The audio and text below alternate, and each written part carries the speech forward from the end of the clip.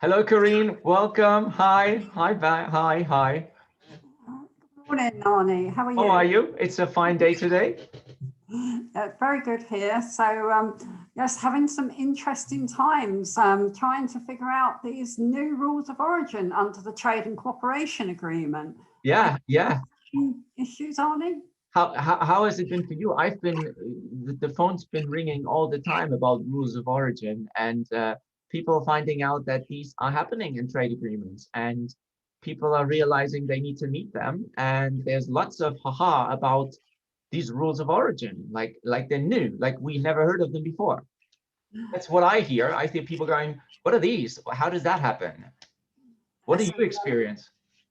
certainly the Percy Pigs issue has thrown up a few instances of, where the rules of origin have not been totally understood. So I think a lot of companies are going to have to review their supply chains to make sure that they can comply with the rules of origin. And calculate, right? Because now you need to figure out where something is from, where this economic nationality is from. And if you do import non-originating material or foreign materials, then now you need to start getting the calculator out and figure out whether you actually meet the rules, like, right? Yes, yes. And, unpacking, repacking, companies have to realize it does not confer origin or preferential origin. It will not change the origin. They have to do a process which is above the minimum requirements. There's so many things to think about. I mean, Yeah. maybe we can just run through a couple of things just to to remind ourselves of what these rules are. I mean, Corinne, is there like do you think there's like a I don't know, like a step-by-step guide or like one, two, three, what are the top three things we should do? Or I don't know, like what how can we help businesses to unlock these rules of origin There's craze? a lot of information on the internet, as you know, Arnie, but it can be confusing to companies that are new to this process. I mean, maybe it would help if you could show or give us some ideas about how someone can find out if their product qualifies under the origin rules. Yeah, yeah, let's definitely do that. So I've had a look at that this week, and you know that I'm preparing for this great training actually coming up this Friday on the 29th of January, the rules of origin training, where we go into all of the details and we answer all of the questions, right? The live training. And if you haven't signed up, then please look at the description below and get going, sign up and join us. Corinne will be there, I will be there, and we're ready to discuss this with you. Yeah, so I actually this week looked at ROSA. Do you know ROSA? No, I haven't heard of it before. ROSA is the EU version of the Rules of Origin self-assessment tool. It's free of charge and it's available on the EU Commission website. And if you're in the EU, you get full access. And if you're not, you get half access, kind of. It's a bit restricted, but well, so maybe what I thought we'd do is we're going to have a bit of a chat about rules of origin and remind everybody what these are and how they work. Then we should have a session on rules of origin ROSA. So ROSA, explain how ROSA works since it's free, show it, and react to what we see. And Corinne, I was wondering, ROSA, I looked at it, ROSA looks nice. It looks like a big help for companies. It's free from the European Commission, but I was wondering, does the UK have a ROSA as well?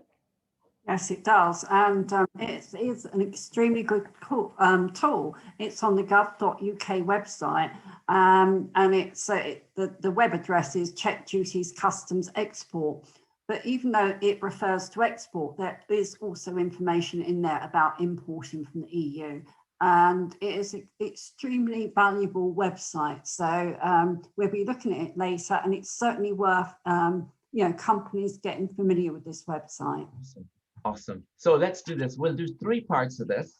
We'll do first a few general points on rules of origin, like the 1, 2, 3 things to do on rules of origin or to think about, to remember on rules of origin, like what you need to know about rules of origin, like a quick guide if you want.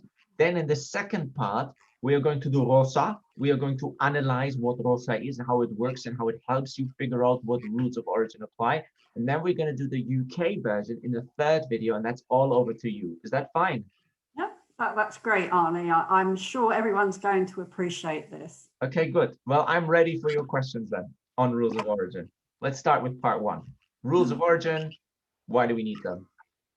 Right, yes, so my first one would be, how do you prove a product qualifies under the preferential origin agreement? And obviously we're concentrating on the moment at the trade and cooperation agreement between the UK and the EU. Sure. So thank you for the question. I mean, that's a lot to answer, right? So I think a lot of people woke up and realized there's more to it than zero trade, zero tariffs and zero quotas, right? It's not automatic. There are rules of origin, and what's slightly insane is that they aren't, for us, they're normal, right? They're essential of every EU and UK trade agreement, because agreements often apply lower tariffs to goods coming from partner countries. It's essential that you know what these rules of origin are, and rules of origin, of course, determine in which country a product is sourced or made. It's, in a way, it's economic nationality, if you think, and it helps ensure that customs authorities apply lower duties correctly so that businesses can benefit from them. And as we have said now so many times, to qualify for a lower tariff under a UK or EU trade agreement, or the one we are talking about mainly, the TCA, these products, as we have said now, must comply with the specific rules of origin. So if you're asking me to see how a product qualifies, well, I would say that, first of all, I'd say there are specific rules, the specific rules of origin. In our case, they're called product-specific rules that a product must meet. And self-assessment tools, help tools like the one you are talking about, like ROSA, they help find how a product can qualify. So one of the first things, there are many things to think about. So, if you give me a moment, I'll quickly explain. First, I guess you start with understanding whether a product is wholly obtained in the country concerned, or in the UK or UK, so where it occurs naturally. So that qualifies it then for zero duties. Being wholly obtained is most relevant for, say, live animals and agricultural produce. And if the product is not wholly obtained, then you will have to comply with the product-specific rules. So, for example, there could be a criteria for sufficient production or transformation, where the product also contains so-called non-originating materials. And these are what you can call foreign materials, right? Where there is not EU content and not UK content, but also, say, Russian content or American content, right? So the rules are specific to that, and there are specific examples of these rules. Could be, for example, we know very well, a value-added rule, where the value of all non-originating material used cannot exceed a given percentage of the product's ex-works price, so the main production price. Or the second most common rule we find is a change in tariff classification. So the product processed, or the one that you get, the end product, results in a change of tariff classification between the non-originating materials and the final product. So, for example, production of paper, Harmonized Systems Code 48, from non-originating pulp, which comes from 47, right? So you see non-originating material pulp, finished product paper, change of tariff classification. The third main rule we have to meet is the specific operations. So a specific production process that is required. For example, what can I say? Spinning fibers into yarn is always a good one, right? Such rules you can find, for example, mainly in textile and clothing and the chemical sector. I'm often asked what would be tips to help you comply with these specific rules. Is there some flexibility, or are there other requirements? So sometimes you can see that, oh, I'm so close. I'm almost there. The rules require this percentage, and I'm like 2% away from meeting this rule. Why am I so close and I'm not meeting it, and now I have to pay duty? Well, there are two things to say, right? What are the tips that can help you gain origin if you are not quite there? You're almost there, but you are just below it. So the first tip I would say is look into tolerances. Tolerances allow you to use non-originating material that are normally prohibited by the product-specific rule up to a certain percentage. So usually you will see 10% or 15% of the product's ex-works price. So you cannot use these tolerances to exceed the value threshold of the allowed maximum of non-originating material in the product-specific rules, but it still gives you some flexibility. So tolerances is one way to do it. Cumulation is another way where you are not quite there yet, but you need to find a way. So cumulation is a difficult concept to grasp, but it is a tool. It is a tool to help you. So it allows you to consider it as originating products from a country, from a specific country that might not be part of the trade agreement itself, right? Or I should say it's not part of the principal actors of the trade agreement. It's specifically provided for that products originating from certain countries will also be counted as one of the parties to the agreement, if you want. So this can work for non-originating material used, or processing can be done in another country as well. And that will also count as if it was originating in one of the two countries. So there are three types of cumulation. There is a bilateral cumulation between the two parties, which is what we have agreed in the EU-UK TCA. This is where materials originating in one partner country may be used as materials originating in our country or in the other partner's country and vice versa. So you will have cumulation apply, this type of cumulation, bilateral cumulation, applied in all EU agreements, preferential agreements. You also have something called diagonal cumulation. That's where more than two parties apply identical rules of origin. Now, this is very important because the UK has signed up to a trade agreement with Switzerland. The UK has also signed up with many Mediterranean states. And mostly the rules of origin are based on the PEM Mediterranean Convention on Rules of Origin, which kind of goes into the direction of a identical rules of origin because they're all applying the same rules of origin. Problem, of course, is that the EU-UK TCA does not follow in all its particulars the PEM Convention, the rules of origin. And therefore, we can't really say that the rules of origin between the UK, the EU and Switzerland are the same. They're not identical, right? So diagonal cumulation applies to more than two partners applying identical rules of origin, and the material originating in a defined third country may be used as materials originating in our two countries in the UK or in the EU. And that is, you know, in the EU does that with Mediterranean countries quite well, with Switzerland, with Norway, with Iceland, with Tunisia, with Egypt, and the likes. And so that means that the materials produced there can be counted as if they were from the EU as well, and therefore help you gain origin. And then there's full cumulation, and full cumulation is provided for in the treaty as well, in our UK EU treaty. So we do bilateral cumulation and we do full cumulation, but we do not do diagonal cumulation. And that's the interesting one, because that one has a wider range of countries, right? Giving us more opportunities to originate. So full cumulation is processes carried out in any EU country and any other defined country. So here the UK, and these processes, now the processes, not just the materials, but the processing of it may also be considered as carried out in one of the two countries, right? So that might help to gain gain origin status.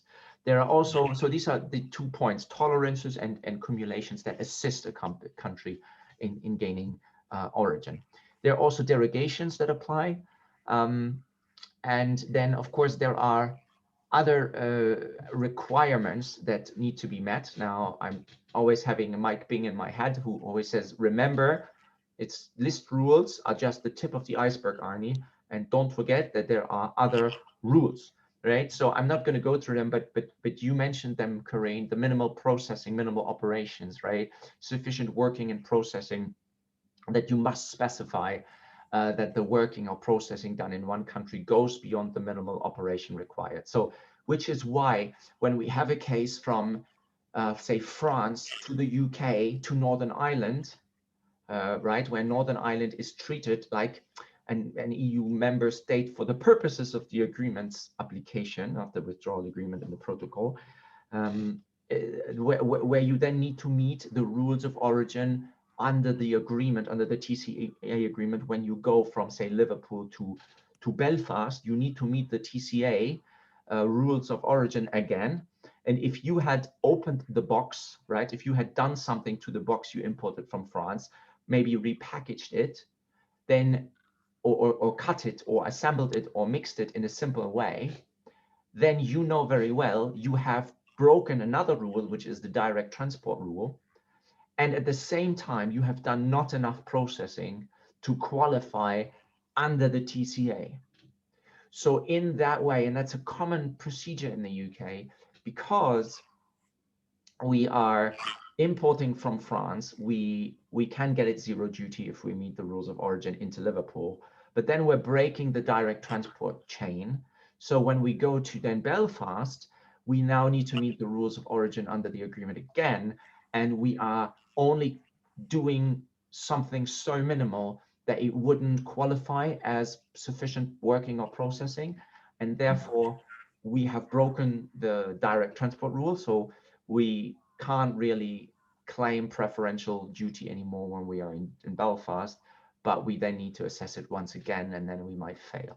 So minimal processing is not to be underestimated. That's a really big issue, and it can break your opportunity to claim zero duty. And the other one I mentioned is the direct transport rule, or transport through a third country. So even if your product would count as originating, you will still have to ensure that the product was sent from the exporting country, say France, and arrived in the destination country without it being manipulated in another country, apart from operation needed to keep it in the good conditions, right? But so if you unpack it and you repackage it, then that's clearly you've broken that rule. So their trade agreement have specific conditions, and unfortunately, as far as I read, the EU-UK TCA, it's a standard non-manipulation point here. And you know, while typically you are allowed to have a temporary warehouse in the third countries, here the UK, if you wish, if you think France, UK, France, UK, Ireland, if you want, or Northern Ireland, but you can't do more than unloading, maybe reloading, right? You can unload, leave it in a warehouse temporarily, and then upload it again. And if you need to keep it in good conditions, that's also fine, but repackaging is clearly not part of that. So that's it in a nutshell. It's a long answer, I know, but if you are asking me the question, how can a product qualify? It is 2 points. First, or 3 points. First, does it wholly originate? If not, if it has foreign, non-originating material, it needs to meet the specific rules. And even if it does, be mindful of all the other general rules like minimum operations and direct transport. There's also duty drawback, but let's not go into this. That would work here. So that would be my answer. Thank you. That's a very comprehensive answer, Arne. And I think for a lot of companies that are new to you know, imports, exports, I mean, it's fair to say that the duty-free, quota-free is sort of a little bit of a misleading statement. And I think most companies have heard about the Percy Pig saga. The Percy pigs manufactured in Germany, brought into the UK, and shipped to Ireland, you know, and then having to face duties again. And this really does highlight the point that you've just raised about you have to know about your supply route and maintaining the origin status of your product, the preferential origin status. Yeah. I mean, this is what I just mentioned. What I tried to explain a little bit about this direct transportation rules. There are ways to get tripped up, right? And you could get all bogged down in the specific product rules and say, well, oh, woo, yay, I qualify, hallelujah, wonderful. And then just to find out that actually you've already been disqualified because you are stopping, you're unloading, and you're redoing the whole thing. And so while the origin might not change, meaning, this is still a German gummy bear kind of product, there's simply a rule, right? And it's a direct transport rule. And that means the leg Germany to UK is fine, but the leg Germany, UK, Ireland, Northern Ireland even, right? Because treated as EU for the purposes of the agreement, the withdrawal agreement, would be a stopover if you want. And if there's a stopover, finished. Yeah. I didn't make the rules. I know. I mean, it's a complex area. So we've talked about the rules, but how do we prove origin, Arne?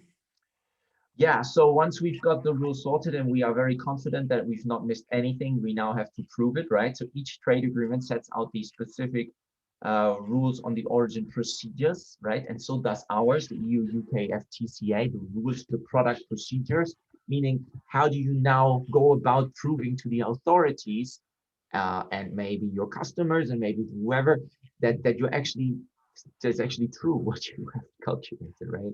So here are lots of tools that you can use, and ROSA is one of them, and your UK one is one of them, where you can double check that you meet the rules. Then proof of origin, right? So there are different types of proof of origin depending on the trade agreement. So typically they can be, and I'm not only talking about the UK EU TCA here, that they can usually be the official origin certificate issued by the exporting. Now it's important who does what. So an official origin certificate issued by the exporting country's customs authorities. And in the EU, we know this very well. And this would be a movement certificate, EUR1, very, very known for everyone who does that in the EU. You also have a second way, and that's a self-declaration. And that's by the exporter again, right? So if you're bringing in stuff from the EU, then we are talking about the exporter being from the EU and the importer being in the UK. And so the exporter makes a self-declaration, and that could be a origin declaration or an invoice declaration, or as we know it in our agreement, the statement on origin. Yes. And for official, or if you had to get in a different agreement, an official origin certificate, then the trade agreement would have an example and give instructions of how to complete it. If we have self-declarations, which we have in our agreement EU-UK, then the trade agreement, as you know, as I know, as we've shown in the last video, indicates what text to include on the invoice or any other documents identifying the product. We need to know that this proof of origin that is issued is valid for a specific number of months on the date of issue. And the exporter applying for a certificate of origin should be also prepared to submit documents proving the originating status of the products concerned. And if you are self-declaring, which we are doing under the UK-EU FTA, then usually the exporter may have to be pre-authorized by the customs authorities. In the EU, we have the approved exporter status, or the registered exporter status, that is our REX.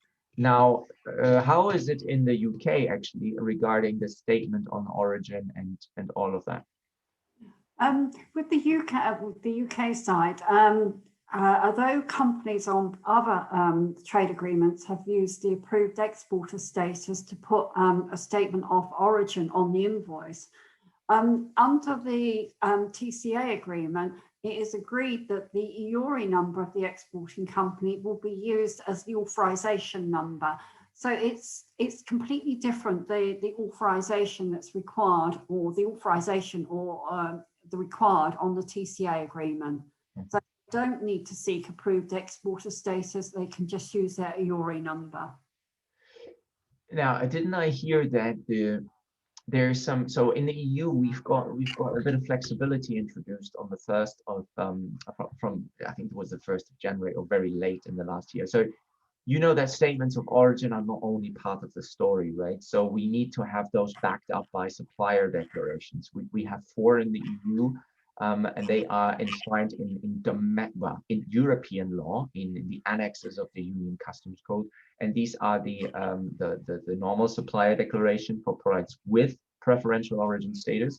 But then there are also supplier declarations with for products with non-originating status. And then there's long-term supplier declarations, which can be used for the same products as if they are supplied throughout the year again and again, and then nothing really changes, and these can be leveraged and used. The problem is, of course, now that we have this very late application of this trade agreement, it is impossible for an exporter to make a statement on origin and assume that they will have collected all the evidence from their supplier regarding the proof of the statement on origin with supplier declarations or long-term supplier declarations. So while the suppliers try their best to issue one to help the exporter calculate the rules on origin, it's not possible yet because it's too early. So what the EU has introduced is a bit of flexibility, and it says roughly that you can make statement on origins right now. They will be okay, even if you do not have the proof right now, as long as you have it by next year, by the 1st of January 2022. You should have these statements on origin, these supplier declarations, all in your possession. And if you cannot get it, you need to immediately remove. If you know you're not going to get it, you need to remove the statement on origin and possibly introduce, not possibly, and need to introduce corrections to the customs declaration that you've lodged. Is that the same in the UK? Do you have a derogation? No, we have a derogation exactly the same in the UK, but for people like myself that have been involved in trade agreements over a number of years, we feel a little bit of concern for this easement that the government have issued, because I think some companies won't take it seriously. They will just claim the preferential status or the reduced duty rates, regardless of even trying to get the evidence. I have a feeling that come next year that customs will start going back on the companies that have imported over this period and asking for evidence. So companies need to be aware it's not a free-for-all. You've got to make sure you can comply and you have the information in. And the longer you leave getting that evidence, it is going to be a lot harder for your company. Yeah, I agree. It's what I was thinking about. It introduces the need for a origin management in a way, doesn't it? You need to have processes and procedures in place. And I'm so lucky because when we meet this Friday on our training on rules of origin on the 29th, and you can still book below, then we're going to look into how to set up an origin management system as well, right? So that should help companies consider how to incorporate origin management principles in their day-to-day operations when they might have never done this before. And if you think about this, with everything we are rushing through really here, like literally anybody listening to this not used to it must already have their head spinning, right? And now to incorporate this into your day-to-day routine operation is going to be quite interesting, because you only have 24 hours in the day and you need to get your job done. So now you've got all this extra stuff to do. How will this impact your ability to supply on time, to still meet the production cycles, to do what you're contracted to do, while thinking about rules of origin as well? It's a lot to do for sure. So great. We have a bit of flexibility here, but of course it doesn't mean that you're off the hook. You still got to do it. Yes. So we've talked about how the origin rules, how you can prove it, but now what happens when the goods get at the border? Whether it's the UK or the EU, how you prove to customs that your goods qualify and can obtain the reduced rate of duty? Well, once you have all the documents necessary for customs clearance, including the correct proof of origin for the product, which could be a statement on origin. But you also know that actually what we didn't mention, we should have mentioned, is that you have this knowledge, this idea of importer knowledge, right? So we've got to make a video on this as well because it's so confusing. I can claim importer's knowledge, but do I really know what importer's knowledge is? Anyway, so once you've got all this and you're happy and you've got your proof, your evidence that you can show and tell the story, right? Tell the story as to why you're entitled to not pay customs duty and tax to the taxman. You're then ready to present your claim to pay lower customs duty to the customs authorities in the country of destination, which would be the kind of the importing country, so it would be the UK or in your case the EU. You know, in general, each trade agreement's rules of origin describe the ways customs authorities may then verify products of origin, and they may at any time check whether a product is indeed originating or fulfills the other origin requirements we talked about, and that's usually based on a administrative cooperation between the customs authorities, which is provided for in the UK in EU agreement, but only for the UK and the EU, not for other countries, as far as I read it, like Switzerland. And so these two countries or jurisdictions need to collaborate together. And then this is done by the local customs officials. They might just carry out an audit, might come to you, request the evidence. So it's important that you store the evidence that you have verifying that the statements on origin are correct. Yes, you get that from the exporter, but how do you know that it's really true? Also make sure that the statement on origin is correctly completed. I have seen so many versions of statements of origin, some putting individual member states, other not putting the description of the goods. Statement on origin go on a commercial invoice or a commercial document that allows you to identify the products for which you claim the duty. So you've got to be hot on it. You've got to be ready to tell the full story and prove the evidence. And remembering you are not paying the duty that you normally are due. You are, being exempt from it. You're zero rating it. So you need to prove that you're really meeting all of the rules and you're not caught by any of these other rules. That's it. A question, I've heard some stories that customs brokers, if the statement on origin is not on an invoice, they're demanding that it's put on there so that they can do the importation at the reduced duties. What does an importer do when they're confronted with this situation, and how do they move forward? Yeah, well, look, it is so that the importer normally in a normal transaction would have an invoice, right? Or would have some paperwork. There's not an invoice, there is other paperwork. And that then establishes with the rules with the statement on origin, saying that we meet this if correctly completed as per the agreement, that would then give evidence that the rules of origin are met. If you do not have this, then you can still instruct the broker to put this down as preferential, right? And then to complete the box 36, say, well, I would like to claim preferential origin, but I do not have a statement on origin, or I do not have the right one, but I will nevertheless claim importer's knowledge, right? And if I do that, I don't necessarily need a statement on origin, but what I do need is sufficient evidence that the goods meet the rules nonetheless. So it comes down to meeting the rules on origin regardless. And what the importer can do is either have a statement on origin on the invoice or any other official paperwork. Doesn't have to be an invoice. But as I said, it must identify to which goods this statement belongs. Or claim importer's knowledge, but then you need other documents to back that up. Does that answer the question, Corinne, or were you trying to go? I think that's fair. I think it then leads on to my next question is, you can't just assume that all goods coming from the EU or we're going to ship to the EU qualify under the TCA. What happens if a product doesn't qualify? And, how how do companies prove that goods don't qualify?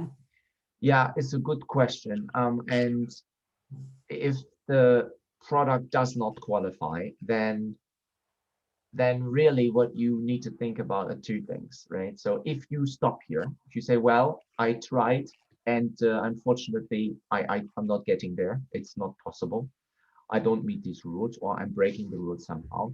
So if your product does not comply with the rules of origin of the trade agreement, then normal customs duties will apply. And that could be very, very high.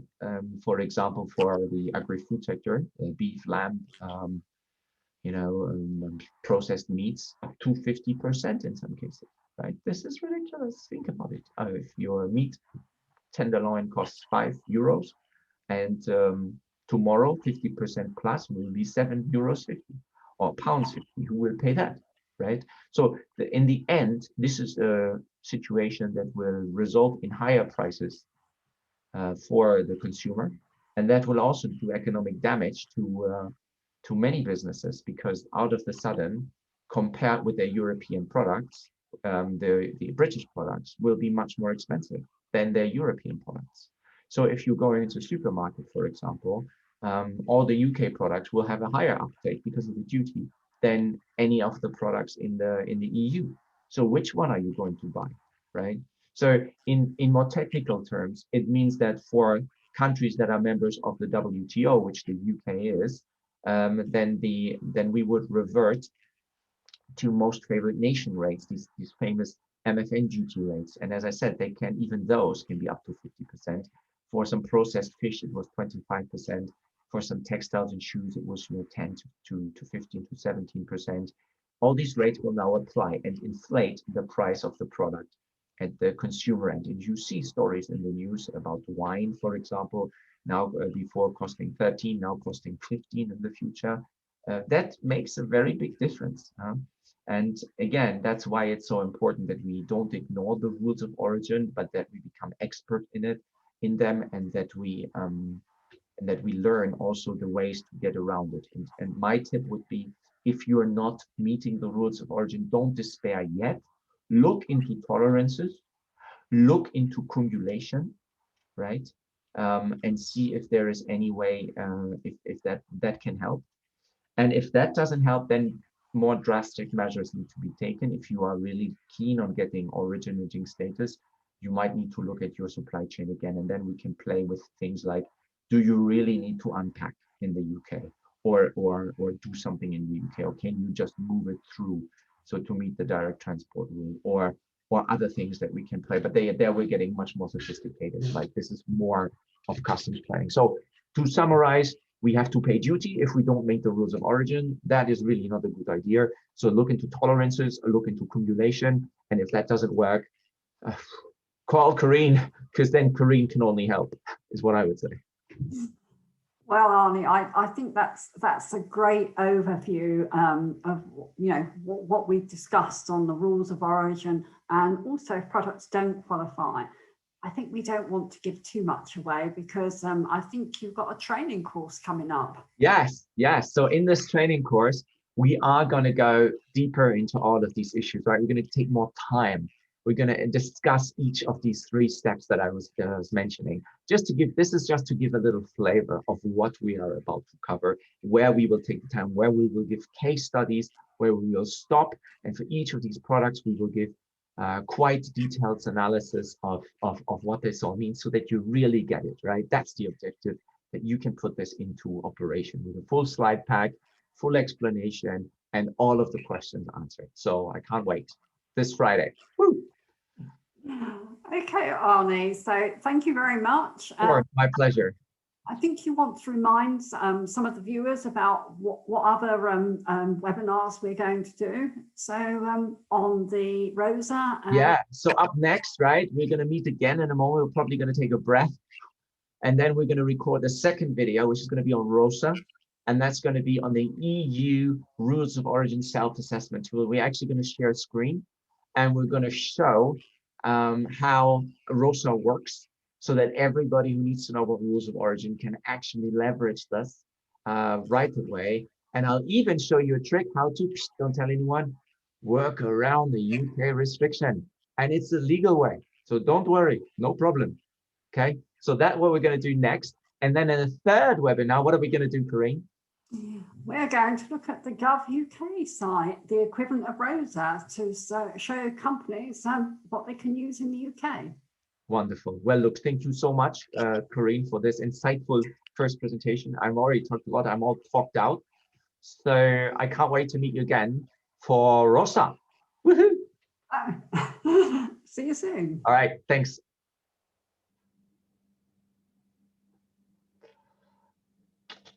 Stop.